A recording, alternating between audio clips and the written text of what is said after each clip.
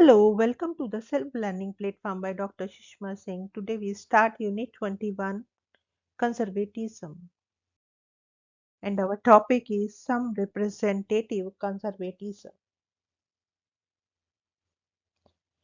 It is only by way of completing an argument for conservatism that an attempt is being made to mention a few, and among them, two major representative conservatives, Burke and Oxford.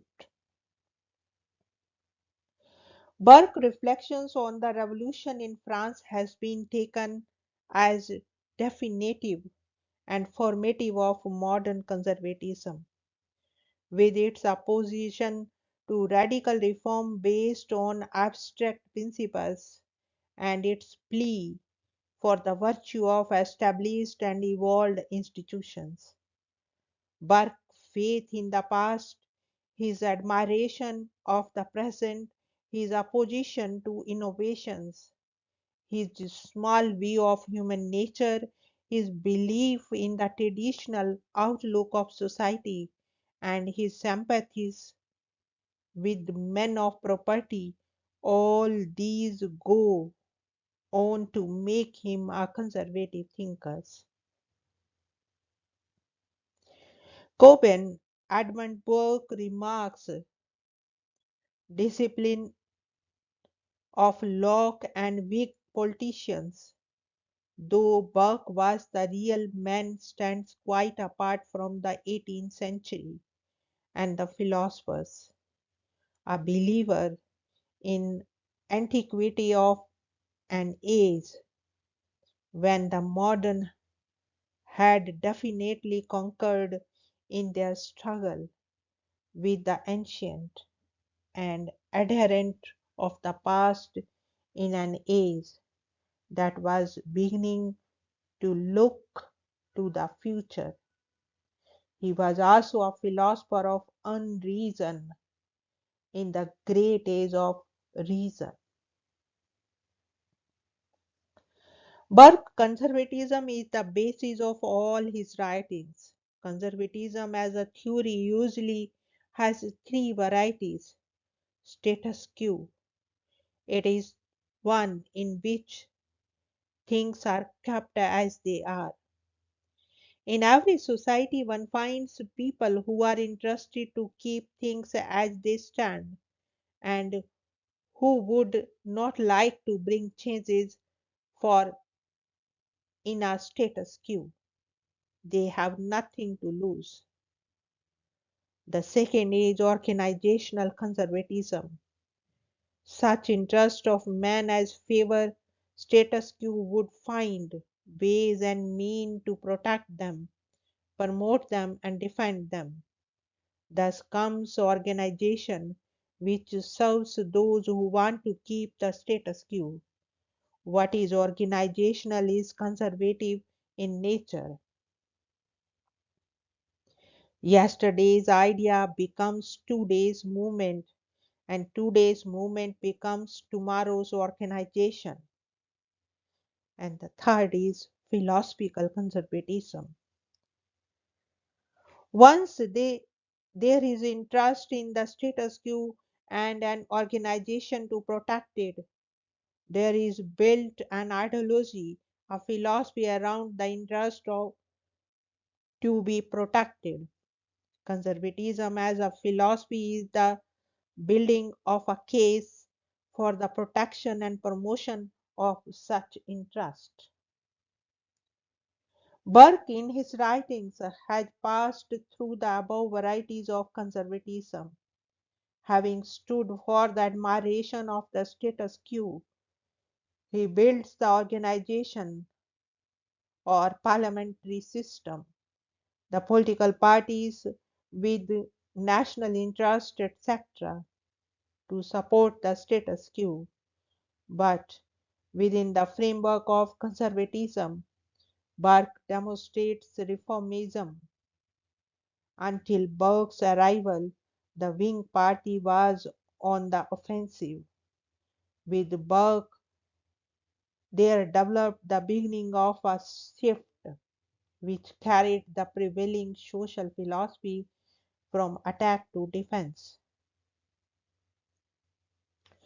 Oxford's plea for traditionalism as an aspect of his conservatism in politics, morals, and life in general proceeds logically from his critique of rationalism. According to Oxford, the ideological style of politics, that is, the rationalist style, is a confused style for ideology in the rationalist scheme, as he thinks is merely an abridgment, an index.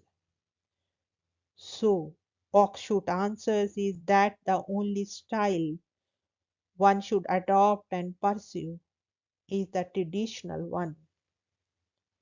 Political activity, Oakeshott affirms, cannot spring but from the existing traditions of behavior, and the form that it takes is the amendment of existing arrangements by exploring and pursuing what is implied in them. All activity for him, therefore, is traditional in nature. Every idea, every ideals, every ideology, even the most revolutionary, as described by Oxford, is traditional, always an index, an embracement of traditional manner of attending to the arrangements of society. Political activity for Oxford is, as Minogue says, not succumbing to an impulse, nor is it drawing an implication. It is the pursuit of an intimation. Intimation appears as a kind of via media between the extremes of logical implication and inexplicable accident. Oxford's solution, Minogue holds, is to take politics as a traditional activity, the point of word traditional being to emphasize that it can only be understood in historical terms. Tradition, Oxford feels, is not a fixed manner of doing things, but is flowing of sympathy. Every political activity, therefore, is a consequential activity for him, the pursuit of intimation, as he fondly calls it. This means that political activity is what political activity actually is, and not what it can be or it ought to be. It is what it succeeds actually in doing. All those who indulge, Oxford says, in revolutionary or idealistic actions indulge only in self deception. Oxford writes, in political activity, then men sail a boundless and bottomless sea. There is neither harbor for shelter, nor floor for anchorage, neither starting place nor appointed destination. The enterprise is to keep afloat on an even keel. The sea is both friend and enemy, and the seamanship consists in using the resources of a traditional manner of behavior in order to make a friend of every hostile occasion. Oxford regards the traditional style of politics as the only legitimate style. In this essay on being conservative, he emphasizes that being conservative is to prefer the familiar to the unknown, the tried to the untried, fact to mystery, the actual to possible, near to the distant, the convenient to the perfect, present laughter to the utopian bliss. To be conservative is to be equal to one's own fortune, to live at the level of one's means. Stability, Oxford says, is any day more profitable than improvement. Oxford is suspicious of both change and innovation, and therefore would like people to look twice at the claims promised by a change.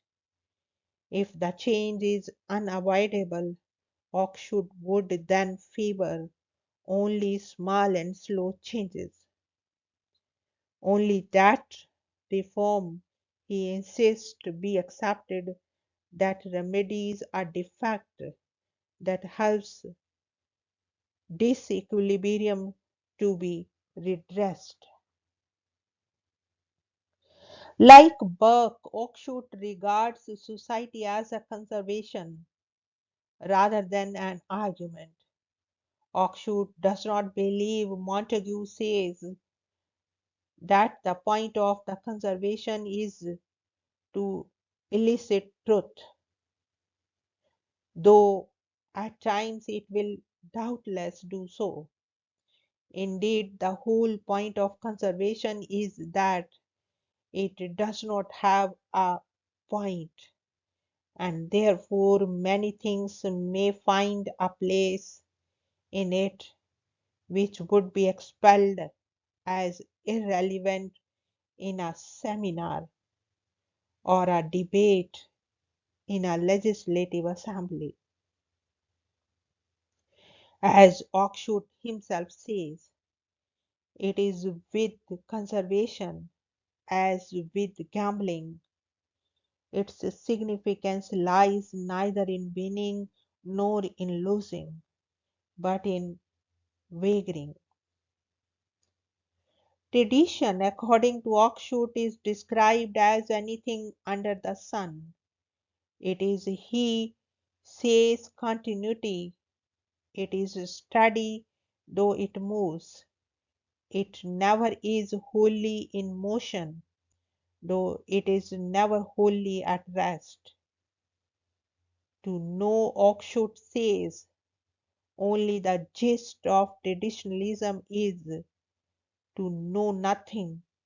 Knowledge of it is unavoidably knowledge of its detail. Oxford's definition is too broad to mean anything or mean nothing. Now, summary of the unit. Conservatism is an ideology of conservation. It developed essentially as a reaction against the growing pace of political and economic changes, especially in the West. This is one reason that any use of the word conservatism resists change.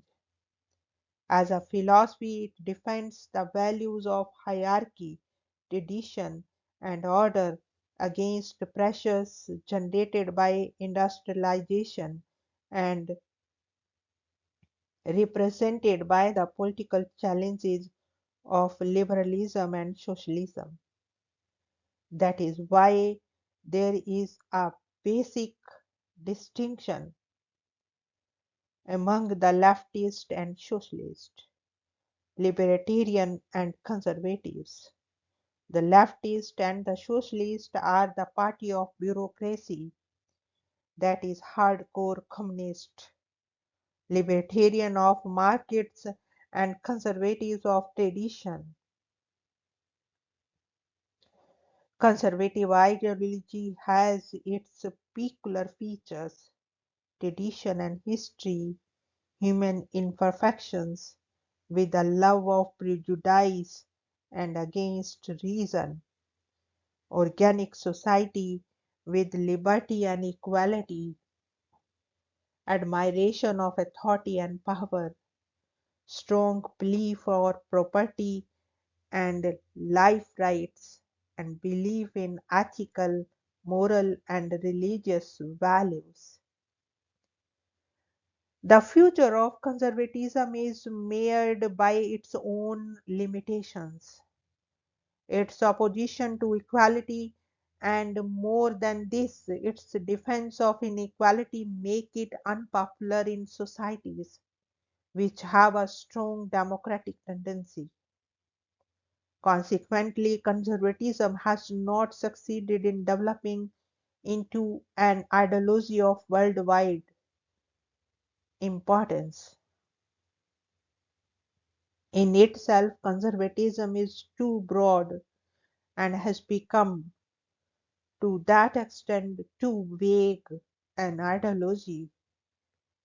What is radical today may not be so tomorrow.